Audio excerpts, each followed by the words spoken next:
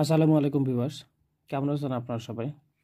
আশা করি সবাই ভালো আছেন, সুস্থ আছেন। ভিউয়ার্স, আমরা আজকে ফিজিক্স ওয়ানের নিউটনের গতিসূত্রের একটি গুরুত্বপূর্ণ প্রশ্ন, আহ, সেটা হচ্ছে ভরবেগের নিত্যতা সূত্র।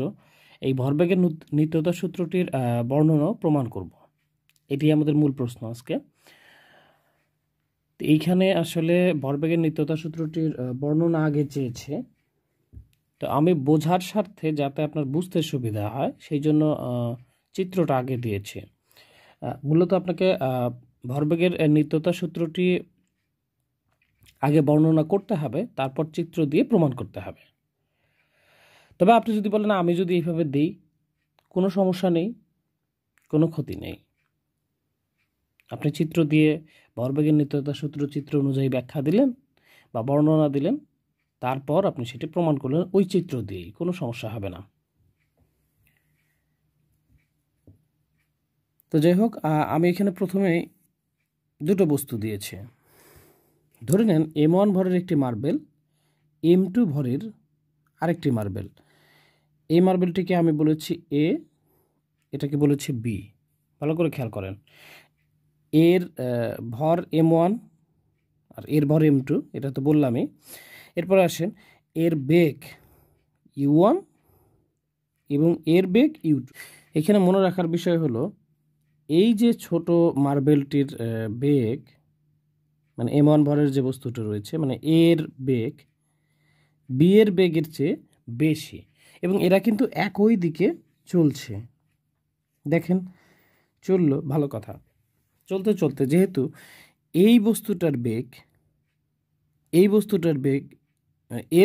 এর বেগের চেয়ে এর বেগটা বেশি, আমরা বলেই দিয়েছি যেহেতু U1 is greater than U2, সেহেতু কিছুক্ষণ পর যেহেতু বেশি দ্রুত যাচ্ছে, এই পর্যায়ে এসে দুটা বস্তুর মধ্যে ধাক্কা লাগে।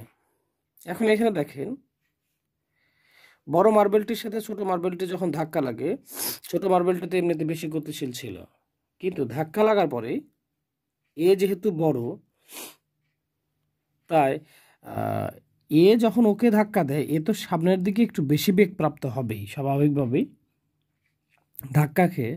কিন্তু এর যে বেগটা ছিল, মানে এর যে গতিটা ছিল, এই ধাক্কার কারণে এ ওকে একটু পেছনের দিকে ধাক্কা দিয়েছে, ফলে এর গতি কিছুটা হ্রাস পেয়েছে। এখানে যদিও দেখা যাচ্ছে এর গতি এই দিকে চলে যাচ্ছে, কিন্তু ধাক্কার পরে দেখেন বস্তুটা আবার ওই দিকেই যাচ্ছে। এখানে মূলত বোঝানো হয়েছে যে হ্যাঁ, এ এইদিকে একে ধাক্কা দিয়েছে বটে, ধাক্কা খেয়ে এর গতি কমেছে, কিন্তু তারপরেও এর গতি যেহেতু বেশি ছিল তাই এইদিকে যাচ্ছে। আবার এই যে দেখেন তৃতীয় ধাপে, অর্থাৎ ধাক্কার পরে। এখন এখানে যে বিষয়টা হলো মনে রাখতে হবে যে এখানে তিনটা ধাপ হয়েছে। একটা হচ্ছে ধাক্কার পূর্বে দুটো বস্তুই গতিশীল ছিল, এরপর ধাক্কার সময় বড় বস্তুটি যেদিকে যাচ্ছিল সেই দিকেই বেশি গতিপ্রাপ্ত হয়, আর ছোট বস্তুটি আসলে একটু উল্টা দিকে ধাক্কা খেয়ে তার গতিটা হ্রাস পায়। মার্বেল যারা খেলেন তারা এই উদাহরণ, মানে এটা নিয়ে কথা বলার কোনো দরকারই নাই। এখন এখানে একটা বিষয় হলো যে ভাইয়া, এই যে বস্তু দুটোকে ছোট বড় করে নেওয়ার দরকার আছে। এখানে আসলে ব্যাখ্যা দেওয়ার জন্য আমি একটু ছোট বড় করে নিয়েছি, তবে বাধা নেই, আপনি সমান নিতে পারেন, এইটা বড় এইটা ছোট নিতে পারেন, তাতে কোনো সমস্যা নাই।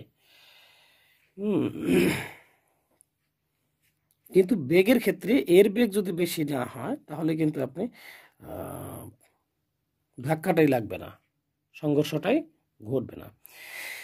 তো যাই হোক, আমি আসলে চিত্রে যা দেখাচ্ছিল সেটা আমি বলার চেষ্টা করলাম একটু লম্বা সময় নিয়ে। এখন আমরা সূত্রে প্রবেশ করব, আসলে ভরবেগের নিত্যতা সূত্রটি কি। দেখেন ভিউয়ার্স, এটা সংঘর্ষ, এটা হচ্ছে সংঘর্ষের সময়। সংঘর্ষের পূর্বে এর ভরবেগ আর এর ভরবেগ এই দুটো যোগ করলে হবে আদি ভরবেগের সমষ্টি। সংঘর্ষের পরে এর ভরবেগ আর এর ভরবেগ এই দুটা পরিবর্তন হয়েছে, কারণ এখানে বেগের পরিবর্তন হয়েছে।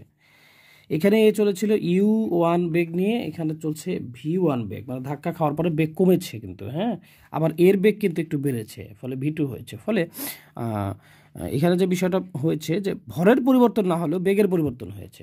তো এই যে সংঘর্ষের পূর্বের যে ভর এবং বেগের সমষ্টি, ধাক্কার পরে যে ভর এবং বেগের সমষ্টি, এই দুইটা, এখানকার ভরবেগের সমষ্টি আর এখানকার ভরবেগের সমষ্টি আসলে একই। এইটাই হচ্ছে ভরবেগের নিত্যতা সূত্র। দেখেন এখানে বলে দেওয়া হয়েছে যে একাধিক বস্তুর মধ্যে ক্রিয়া ও প্রতিক্রিয়া বল ছাড়া অন্য কোনো বল ক্রিয়াশীল না থাকলে, এখানে অন্য কোনো বল ক্রিয়াশীল থাকা যাবে না, এখানে শুধুমাত্র ওদের যে গতি ছিল সেইটাই, এক্সট্রা কোনো বল তৈরি হচ্ছে না। সংঘর্ষের পূর্বে যা ছিল, সংঘর্ষের সময় এইখানকার গতিটাই হচ্ছে, নতুন করে কোনো বল আরোপ হচ্ছে না।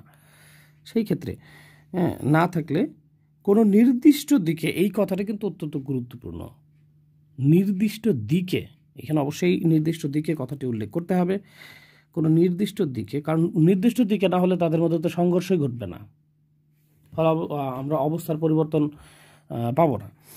এটা বড় বিষয়। হ্যাঁ, কোনো নির্দিষ্ট দিকে এদের মোট ভরবেগের কোনো পরিবর্তন হয় না, অর্থাৎ আগে যে ভরবেগের সমষ্টি ছিল পরেও সেই ভরবেগের সমষ্টি হবে। এইটাই হচ্ছে ভরবেগের নিত্যতা সূত্র। আমার মনে হয় এখানে তো আমি বকবক করলাম, এতক্ষণ থেকে বুঝেছেন আশা করি। সেইটাই এখানে লিখেছি, আপনি খুব সহজভাবে উপস্থাপন করার চেষ্টা করবেন। আর ভরবেগের নিত্যতা সূত্র আসলে অনেক সহজ, এটি এবার প্রমাণ করব। এখন প্রমাণ করার ক্ষেত্রে এই যে আমি চিত্রটি এতক্ষণ ধরে ব্যাখ্যা দিলাম, সেই জিনিসটাই আপনি এখানে লিখে দেবেন। আমি একটু দেখাই দিচ্ছি। দেখেন চিত্রের মধ্যে আমরা দেখতে পাচ্ছি M1 ও M2 ভরের দুটি বস্তু, নাম এ বি আমি এমনি বোঝানোর জন্য দিয়েছি, আপনার দেওয়ার দরকার নাই নাম কি দিয়েছেন। তো আমি ধরি M1 ও M2 ভরের দুটি বস্তু U1 ও U2 আদিবেগ নিয়ে একই দিকে চলমান, যেখানে স্পষ্ট করে বলে দিতে হবে U1 is greater than U2, কারণ এই গতিটা যদি সমান হয় তাহলে তাদের মধ্যে সংঘর্ষই হবে না। বেগটা ধরি এদের মধ্যে সংঘর্ষ ঘটে টি সময় ধরে, এই জায়গায় এসে তাদের যে সংঘর্ষ ঘটে সেটি টি সময় ধরে ঘটে, ফলে বস্তুদ্বয় V1 বিবেগ প্রাপ্ত হয়। এই কথাটুকু আমরা চিত্র দেখেই কিন্তু নিলাম। দেখেন M1 ও M2 ভরের দুটি বস্তু